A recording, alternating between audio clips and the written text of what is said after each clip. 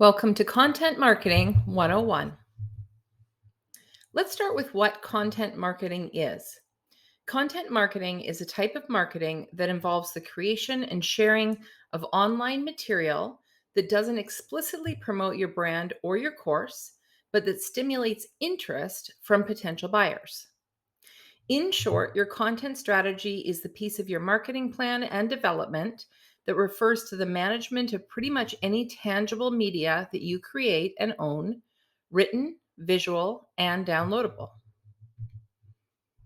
In Neil Patel's words, content marketing is a long term strategy that focuses on building a strong relationship with your target audience by giving them high quality content that is very relevant to them on a consistent basis. Eventually, when customers make a purchase decision, their loyalty already lies with you.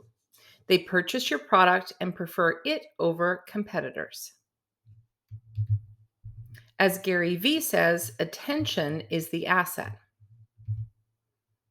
Most of you know that you need to be publishing content online, but really, do you know why? Establishing your credibility in your industry is an absolute must when it comes to sculpting a successful brand. The more efficiently that you can demonstrate to the public why you're an authority in your field, the more trust you'll naturally build between your company and your potential consumers.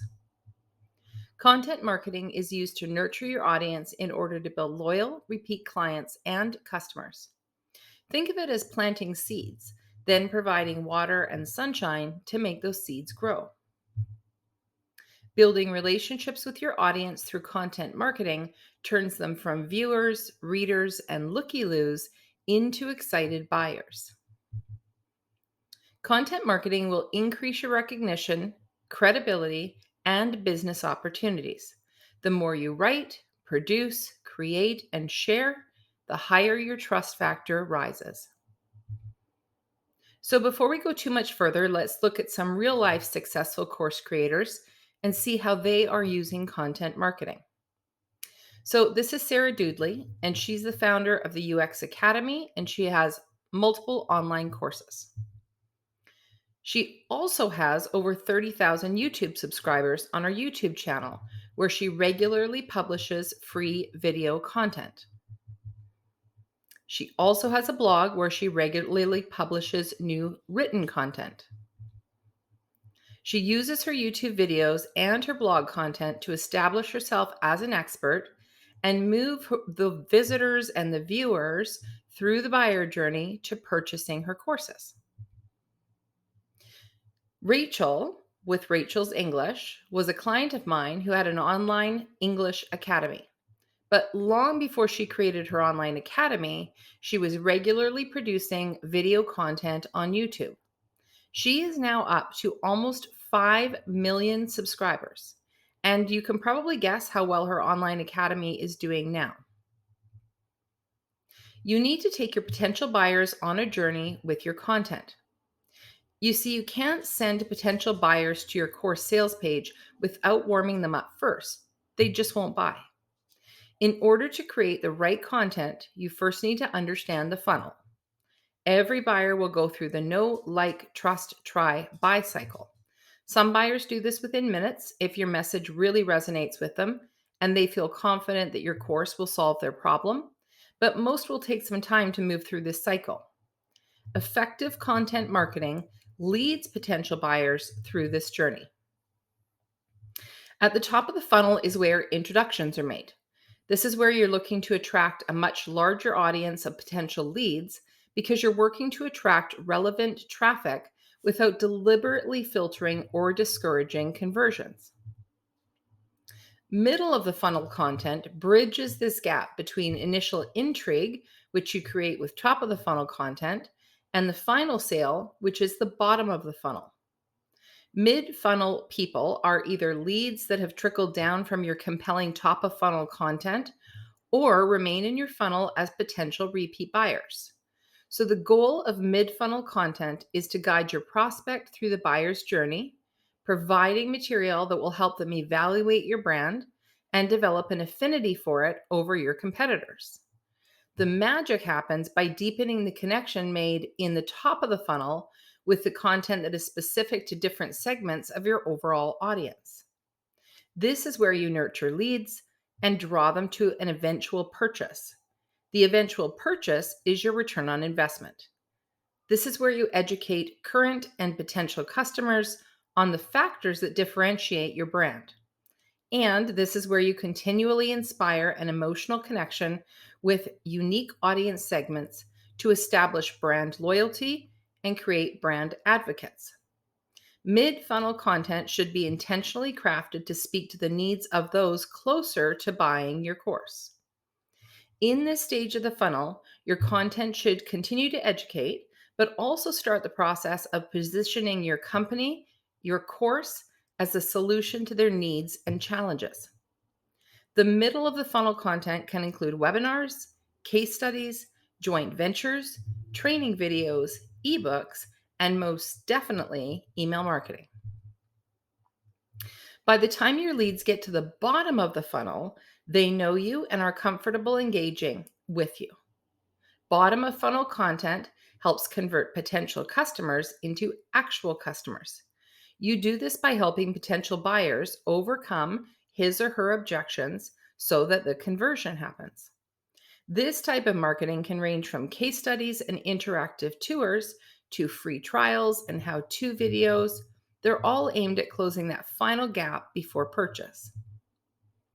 It's important to note that bottom funnel marketing isn't just standard content. It's creative, high value, and gives the prospective customer a reason to take action. It specifically addresses the needs, wants, and concerns of those who are close to commitment but need a final last push to convert. Those who are still in the funnel at the bottom of the funnel are the ones that are most likely to buy your course.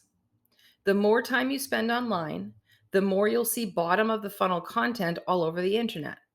Websites are full of call to actions for trial offers, demos, downloads, and estimate request buttons, despite the fact that the majority of their audience isn't ready to buy initially. So I bet you're probably asking yourself these questions right now. Should I publish the same content that's in my courses online for free? What do I create content about? How much free content do I need to be producing? And where should I publish this content? So, usually the first question is, what do I create content about? Most entrepreneurs sit there racking their brain to figure out what to create content about. So, here's the pro tip: don't create content based on what you think your audience wants, create content based on what they actually want. If you refer back to your buyer journey, you'll be able to note what your audience struggles with at each stage of their journey.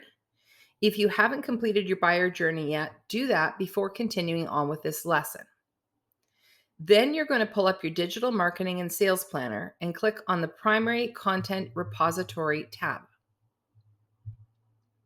Now, pause the video and take 15 minutes to write your ideas about some potential topics you could write blogs or create videos on for your audience in the general topic column.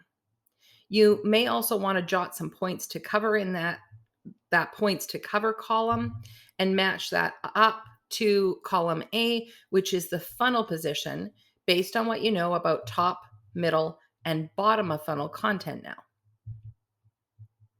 What I want you to remember is, like a course, you don't create what you think your audience needs. You create what they want. And the best and easiest way to come up with content ideas is to listen to your audience. Hang out online where your target audience is, Facebook groups, blogs, YouTube channels, and listen to what they're asking for. What information do they want? What questions are they asking? Address these in your content, and you'll have an engaged audience who are far more likely to convert to customers. Another question that comes up frequently is, should I publish the same content that's in my courses online for free? While you need to decide how much of your course content you're going to use outside of your course, taking snippets from your course content can be a great strategy to create additional content. Perhaps you can expand on a topic within your course that you don't expand on in your course. The general rule is to not use the exact content in your course as free or freemium content. Think about what your audience needs to know, believe, or feel in order to want to buy your course. That's a good starting place for creating content that will eventually lead them to your course.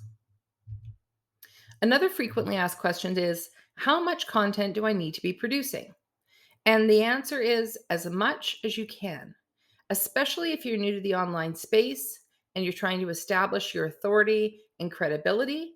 Producing lots of valuable content that can be found across different platforms is the key to being found by your target audience. Now, the way to expand the reach of the content you produce is by repurposing your content. Repurposing content involves taking your original content, like a blog post, and repurposing it in different ways to leverage that content. You'll find this graphic underneath the video to download and save. What if you could take one blog post and produce 46 pieces of content from it? For instance, out of one blog post, you should be able to get 10 or more tweets to post on Twitter with links back to your blog post.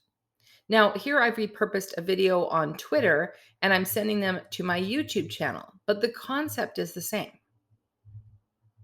You want to get as much mileage out of each piece of primary content that you produce. Aim to get 30 blog posts and 30 videos created, published, and repurposed as quickly as possible. After that, you want to be producing new content at least 2 to 3 times a week and more if possible. Deliver content consistently. When you provide value on a regular basis, you build familiarity with your audience.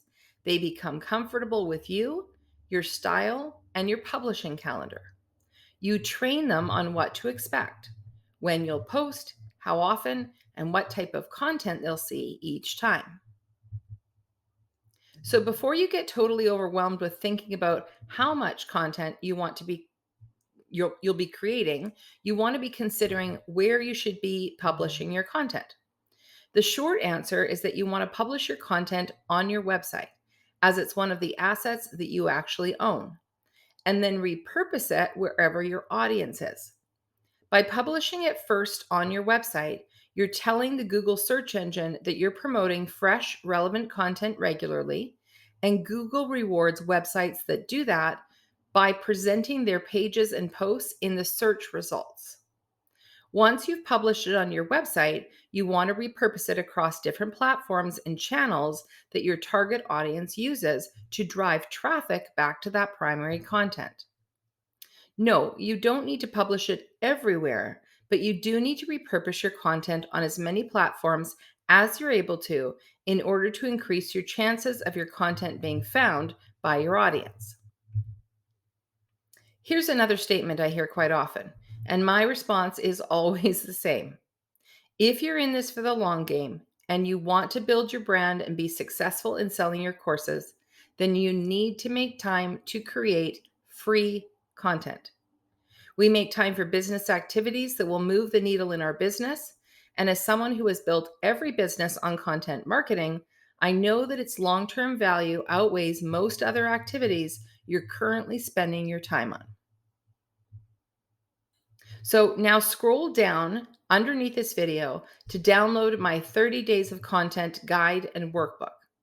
And then I want you to work through it page by page to create your plan for the next 30 days of content before moving on.